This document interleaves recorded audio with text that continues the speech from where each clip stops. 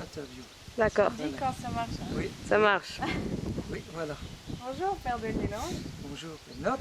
Alors, on va parler quelques instants de ton livre que tu as rédigé, La Mission. Et en octobre prochain, à Rome, aura lieu le synode sur la nouvelle évangélisation. Exactement. Alors, qu'est-ce que tu en penses? Eh bien, je pense que c'est une grande urgence.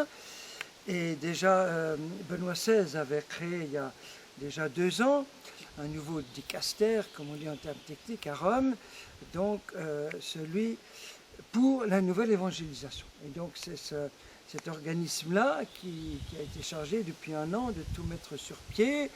Nous avons déjà envoyé nos réactions de notre école Jeunesse Lumière au premier document de préparation. Donc ça va être, je pense, un événement d'une très grande importance, parce que ça va sensibiliser tous les épiscopats du monde entier à cette urgence, la première des urgences aujourd'hui, qui est justement d'annoncer le Seigneur Jésus aujourd'hui dans le contexte actuel. Voilà. Voilà. Donc, et est-ce que tu peux nous dire quelques mots sur ce livre? À qui est-ce qu'il s'adresse? Voilà. Alors, c'est un petit livre sur la mission qui se veut être comme une charte de la nouvelle évangélisation, où je reprends les 2 grands textes de base qui sont Evangelii Nuntiandi de Paul VI, un texte extraordinairement prophétique, plus actuel aujourd'hui qu'il y a quelques 25 ans, et puis la grande encyclique missionnaire de notre cher bienheureux et encore davantage bien-aimé Jean-Paul II, Redemptoris Missio. Voilà. Mais je l'applique aujourd'hui, je donne beaucoup d'exemples concrets et surtout je montre la signification profonde de la mission et comment un tout part du cœur brisé du Père devant tant et tant de mal, tant de souffrances dans le monde qui sont venus gâcher sa création.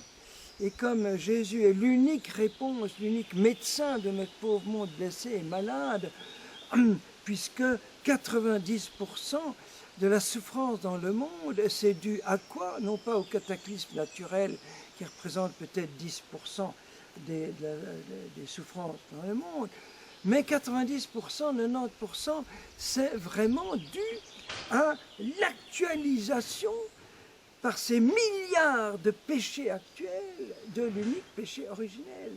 C'est la jalousie, l'orgueil, l'égoïsme, l'impureté, la domination des autres, la vengeance, la haine. C'est tout cela qui provoque 90% de la souffrance. Et si tout le monde suivait Jésus, suivait l'Évangile, il n'y aurait plus aucune guerre, plus aucun génocide, plus aucun divorce, plus aucun enfant abandonné, enfant tué, enfant massacré. Ce serait presque le paradis sur terre. Et même pour les souffrances que nous ne pouvons pas éviter, bien sûr, un certain nombre de maladies et tout ça, eh bien le Seigneur nous donne de les vivre de manière complètement différente en les offrant unis à Jésus. Et donc, apporter l'amour en personne, ça transforme une existence et ça transforme le monde, de l'intérieur du dedans. C'est pour ça qu'il n'y a pas de plus grande urgence en ce moment que faire aimer l'amour. Aller droit à l'essentiel dans un monde qui se perd complètement dans le superficiel, qui est en train de s'aliéner, de se déshumaniser avec toutes ces idéologies complètement aberrante, n'est-ce pas, du gender et tout ça. Il y a une déshumanisation qui va amener encore une somme de souffrance incroyablement plus grande, surtout chez les enfants, n'est-ce pas? Et l'Église, avant tout, elle protège les petits, les enfants et tout ça. Tout ça pour dire l'actualité, l'urgence de ce petit livre que je ne peux évidemment que recommander, forcément, mais je pense qu'il peut faire beaucoup de bien. Déjà, nous avons beaucoup de remontées très très positives de beaucoup de jeunes missionnaires que ça a beaucoup aidé. Et enfin, c'est le fruit aussi de 30 ans de mission personnelle et déjà de presque 30 ans de mission de Jeunesse Lumière. C'est le fruit de toute cette expérience. Ce n'est pas juste des théories, c'est vraiment le résultat de tout ce qui a été déjà vécu. C'est du vécu. Voilà. Merci, chers auditeurs. Merci des bonnes questions. Merci à toi. Et bonne lecture à tous et surtout vivre ce qui est écrit. Merci, merci.